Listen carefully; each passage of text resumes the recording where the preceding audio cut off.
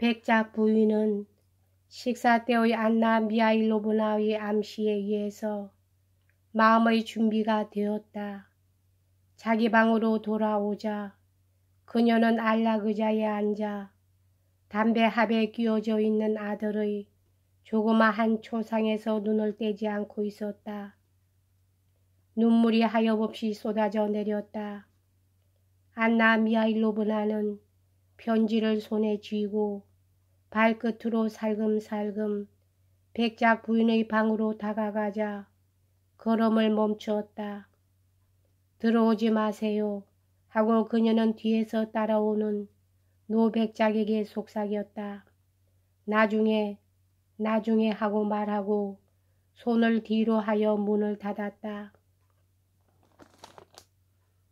백작은 자물쇠 구멍에 귀를 갖다 대고 엿듣기 시작했다.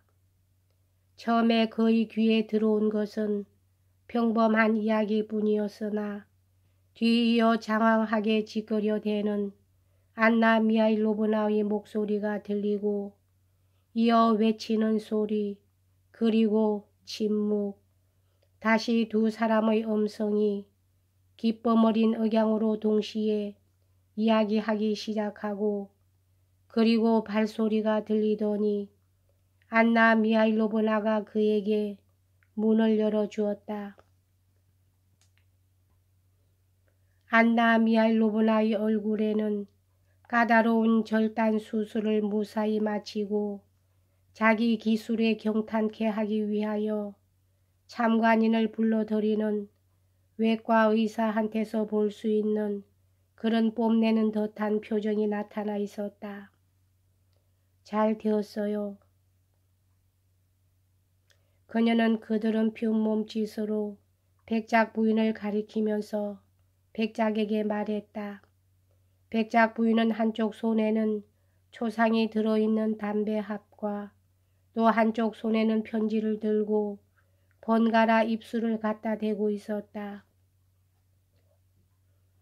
백작을 보자 그녀는 두 손을 내밀어 남편의 대머리를 껴안고 대머리 너머로 또다시 편지와 초상을 바라보고 다시 거기에 입술을 대기 위해 남편의 대머리를 가볍게 떠밀었다.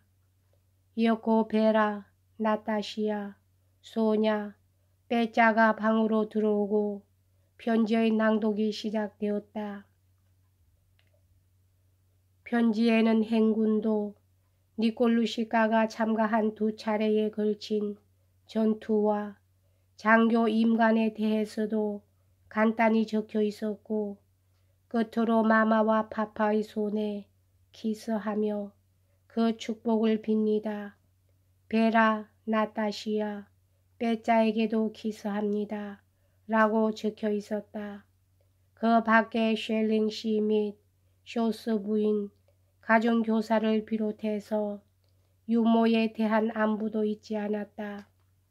마지막으로 그는 귀중한 소냐에게 키스해 달라고 부탁하고 자기는 지금도 여전히 그녀를 사랑하며 그녀를 생각하고 있다는 것을 알리고 있었다.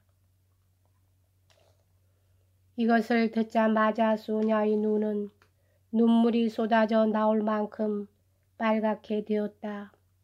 그리고 자기한테로 집중되는 사람들의 시선을 견뎌내지 못하고 홀 쪽으로 달려나갔다.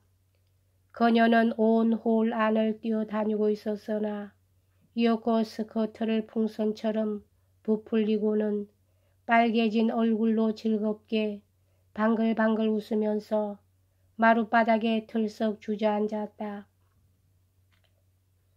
백작 부인은 울고 있었다. 어째서 울고 계세요 어머니 하고 베라가 말했다. 편지는 모두 기뻐하지 않으면 안 될 것들 뿐이잖아요. 울 것은 조금도 없어요. 그것은 아주 당연한 말이었다. 그러나 백작도, 백작 부인도, 나타시아도 모두 비난하듯 그녀를 바라보았다. 정말 누구를 닮아서 이처럼 되었을까 하고 백작 부인은 생각했다. 니콜루시카의 편지는 몇백 번 되읽혀졌는지 모른다.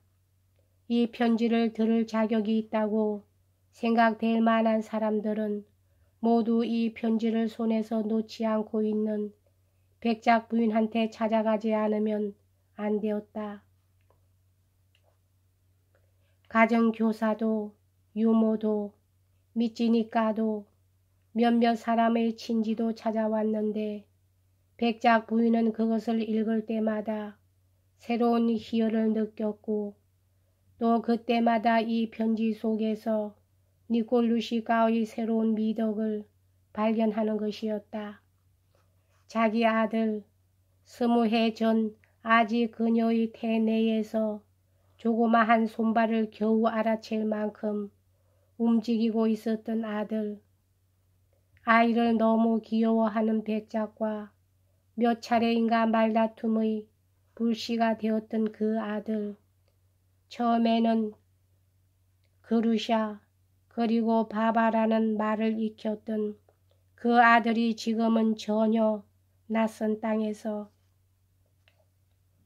전혀 알지도 못하는 사람들 속에 섞여서 아무의 도움도 지도도 없이 혼자 용감한 군인으로서 무엇인가 남자다운 일을 하고 있다고 생각하자 백작 부인에게는 어쩐지 불가사의한 심상치 않은 못 견디게 즐거운 느낌이 드는 것이었다. 아이란 눈에 보이지 않는 길을 거쳐서 요람을 나와 성인이 된다는 것을 보여주는 옛부터의 온 세계적인 경험도 백작 부인에게는 존재하지 않는 것이었다. 성장하는 각 시기에 있어서의 아들의 변화는 그녀에게는 언제나 경탄할 사실이었다. 그것과 똑같은 길을 밟고 성장한 몇 억만의 사람들이 있다는 것은 그녀에게는 존재하지 않는 것이나 마찬가지였다. 20해 전에는 그녀 태내의 어느 심장 밑에서 살고 있던 조그마한 존재가 응애 울기도 하고 젖을 빨기도 하고 돌지 않는 혀로 겨우 말하기 시작하는 것이 아무래도 정말로 믿어지지 않았던 것처럼 이번에도 또 그와 마찬가지로 이 존재가 편지로 미루어 볼 때 강건하고 용감한 사나이가 되어 세상의 아들과 사람들의 모범이 되었다는 것이 도저히 믿어지지 않았던 것이다. 정말 훌륭한 문장이군요. 이 얼마나 훌륭한 필치일까. 아들 편지의 서술적인 부분을 읽으면서 그녀는 말했다. 그리고 어쩌면 이처럼 보드라운 마음씨가 있담.